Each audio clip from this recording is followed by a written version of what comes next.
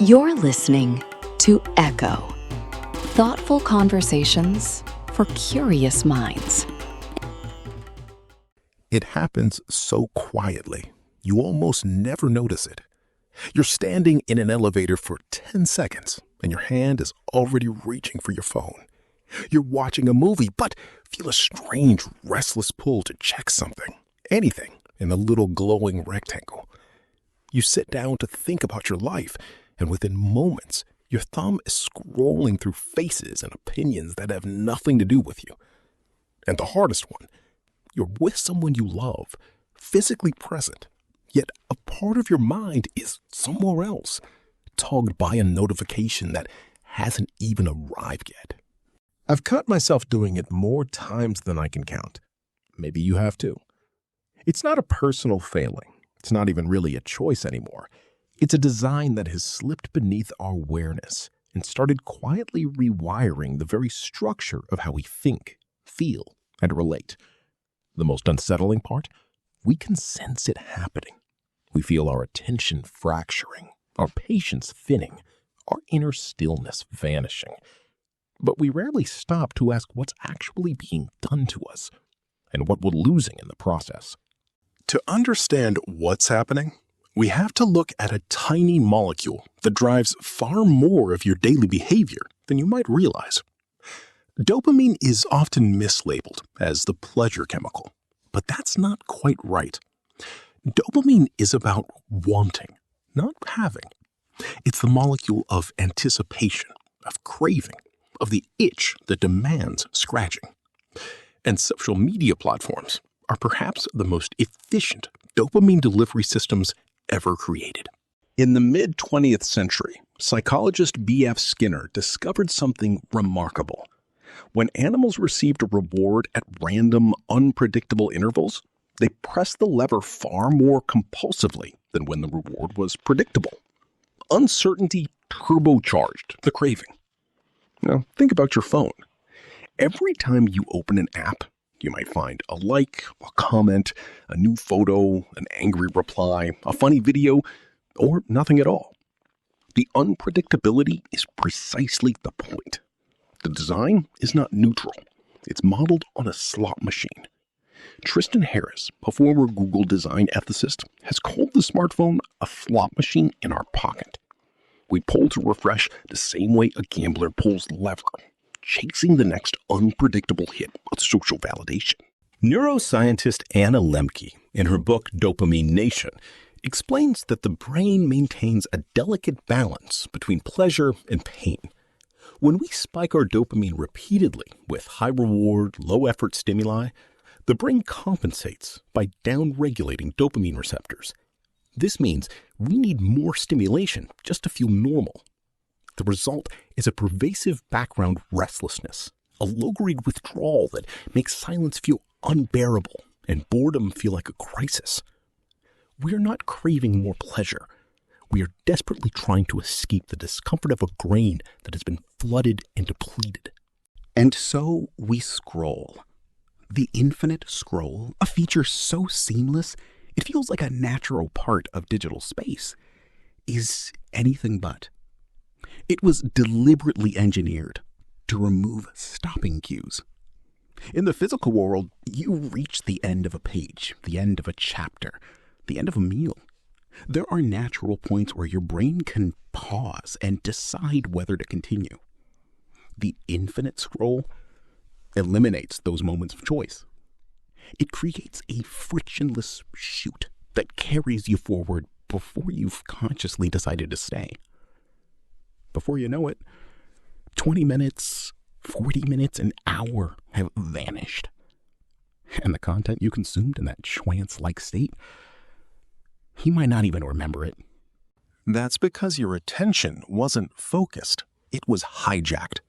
Attention is not an infinite resource. It's the narrow doorway through which everything meaningful must pass.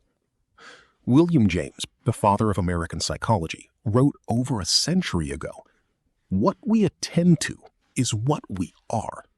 If that's true, then the fragmentation of our attention is not just a productivity problem, it's an existential one.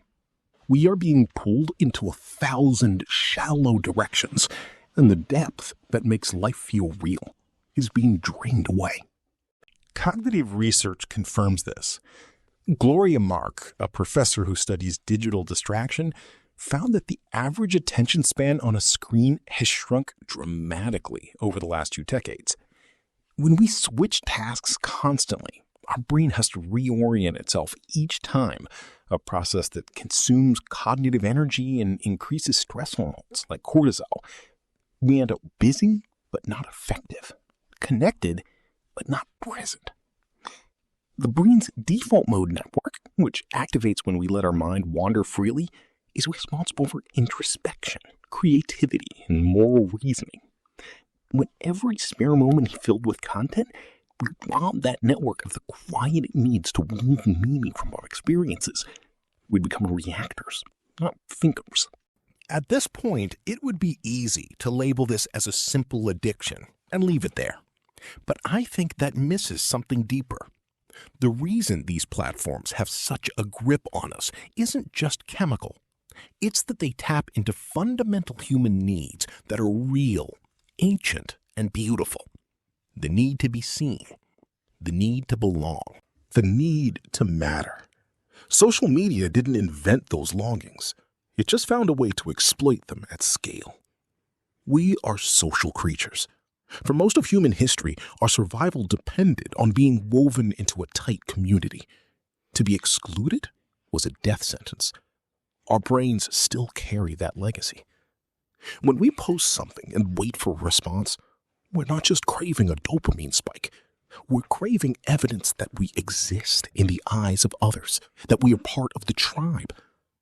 The psychologist Sherry Turkle, in her book Alone Together, describes a world where we are constantly connected, yet feel more alone than ever. We sacrifice conversation, rich, messy, face-to-face dialogue, for curated connection that we can control. But that control comes at a cost. We show a performance of ourselves, and we receive performances in return. Real presence, which requires vulnerability and unpredictability, becomes rare. This is where the rewiring extends beyond attention and into identity itself. In the pre-digital world, your sense of self was built through private reflection, real-world interactions, and the slow accumulation of experiences that no one else witnessed. Now, many of us have an audience for every thought, every meal, every milestone.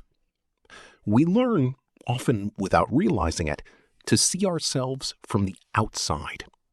We shape our choices not around what feels authentic, but around what is likely to be validated.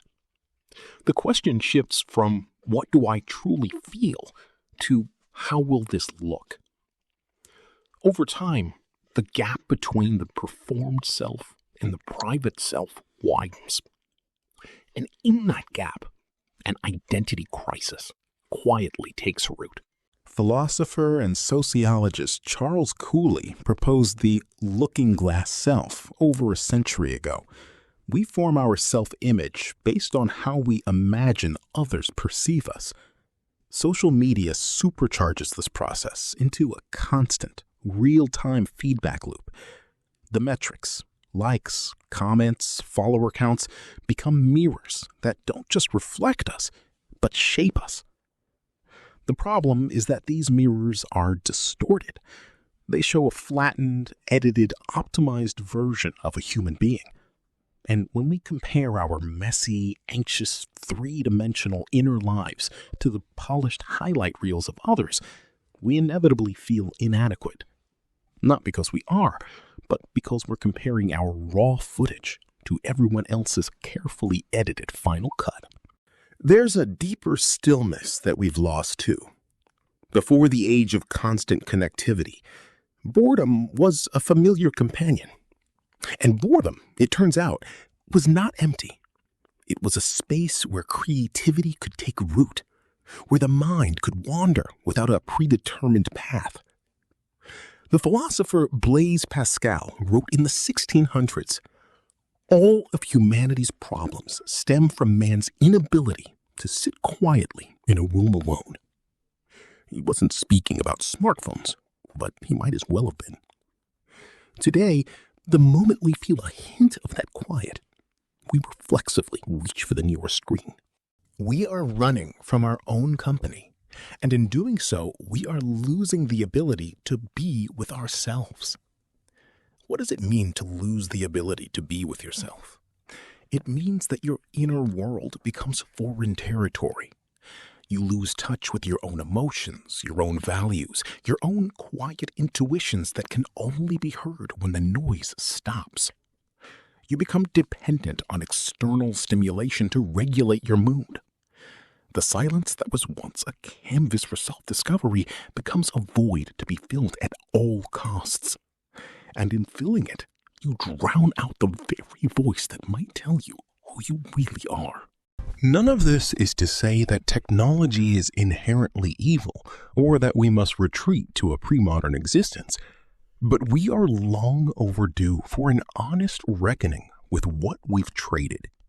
The same platforms that connect us to loved ones across oceans are also fragmenting our attention into monetizable slices.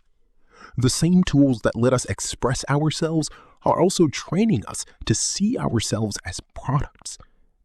The challenge is not to abandon the digital world, but to wake up inside it, to reclaim our attention, our stillness, and our sense of self from a system that profits from their erosion. Historically, every major communication technology has reshaped the human mind. The invention of writing changed memory. The printing press changed the way we think collectively. Television changed how we receive information and how we spend our leisure. But the smartphone is different because it's always with us. It's the first technology that mediates our waking lives almost continuously. We've never had to develop cultural antibodies this quickly. And we're all, in a sense, participants in a massive, unregulated psychological experiment whose outcomes we're only beginning to see. So, what might it look like to take back the reins? It might look like consciously reintroducing friction where there is none, leaving your phone in another room when you want to think, noticing the urge to scroll and simply sitting with it, observing it, letting it pass without acting on it, choosing to be bored and seeing what arises from that space. It might look like having a conversation with no phones in sight, where the silences are allowed to stretch until something genuine emerges. It might look like asking yourself before you post something, am I sharing this to connect, or am I sharing this to be validated? The answer might be uncomfortable, but it's worth knowing. On a deeper level, reclaiming your mind means reclaiming your right to a private self. A self that exists not for an audience, but for its own sake. A self that can think dangerous thoughts, hold contradictory feelings, make mistakes, and grow without documenting every step. The ancient Stoics spoke of an inner citadel, a core of autonomy that no external force can touch. That citadel is built in moments of solitude, in acts of reflection, in the deliberate choice to direct your attention toward what you truly value, rather than what the algorithm suggests. As I sit with all of this, I don't feel anger toward the technology. I feel a kind of melancholy and a kind of hope. The melancholy comes from recognizing how much of my own life I've given away to the scroll, how many moments of potential presence I've traded for the hollow satisfaction of a notification. The hope comes from knowing that attention is trainable, that the brain is plastic, and that every small choice to reclaim a moment of stillness is an act of rebellion against a system that wants us perpetually distracted. So I'll leave you with a question, not as a prescription, but as a quiet invitation. The next time you find your hand reaching for your phone in an idle moment, just pause. Don't judge yourself. Just notice the urge. And ask yourself gently, What am I really looking for right now? What am I afraid of feeling if I don't distract myself? You don't need to answer immediately. The asking itself is a beginning. In that small pause, you might discover a whisper of something you haven't heard in a long time. Your own mind, waiting patiently, curious to see if you'll finally come home.